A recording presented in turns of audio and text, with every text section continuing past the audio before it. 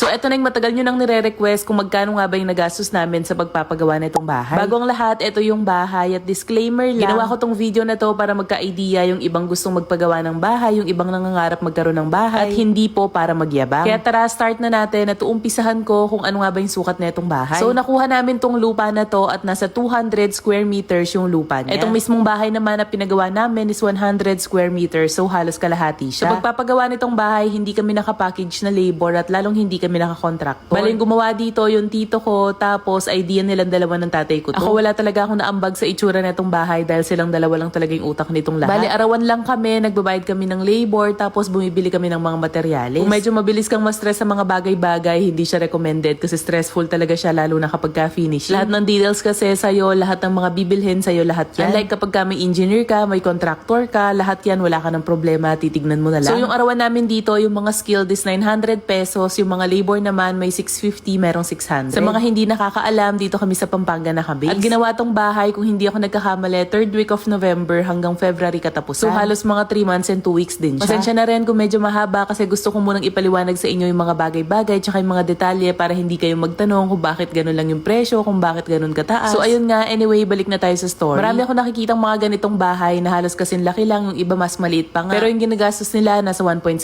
million, 1.8 million. Tapos yung presyong yon bahay pa lang siya. Pero etong sa amin, kasama na lahat, pati bahay, pati bakod. Swerte ko lang din dahil yung tito ko maalam talaga sa mga ganitong bagay at talaga nakatipid yung tatay ko din maraming alam sa ganito kasi nga ganito yung field of work niya dati. Hindi kami nagtipid kung ano yung kailangan talaga, yun yung binibili namin. May mga poste tong bahay, makakapal yung mga bakal. Basta kung ano yung feeling namin na maganda para dito sa bahay, yun yung binibili namin kahit na medyo mahal. Lahat ng expenses at lahat ng finances dito sa bahay talagang dumadaan sa akin manually. Nilista ko talaga lahat ng expenses, ultimo mga pako, mga screw, mga tools, para at least kapag ka-share ko sa inyo, siguradong-sigurado yung amount na ibibigay. So ayun na nga, ang total cost na itong bahay, kasama na yung bakod, kasama na lahat ng nakikita nyo, is nasa 1.1 million pesos. Alam ko madaming mabibigla sa inyo kasi ang dami talaga nagsasabi sa akin na bakit ang mura daw. Kasi nga ayun, maraming nagsasabi, yung iba pa almost 2M na yung mga ganitong bahay, lalong-lalo na kapag ka merong bakod. Pero eto, 1.1 million buong-buo na. Alam ko din na yung iba sa inyo baka mamahalan, baka sa inyo mas mura. Pero kasi sa magpapagawa ng bahay, marami kang dapat i-consider. Yung presyo kasi ng bahay, nakadepende sa lugar, sa materyales, sa mura ng mga bilihin dun sa lugar na yun. Or baka naman sobrang tibay na magkakagawa ng iba tapos yung isa sakto lang. Kaya hindi talaga natin pwedeng sabihin na bakit yung isa ganito lang, bakit yung isa ganito. At alam nyo ba, nasa 1.1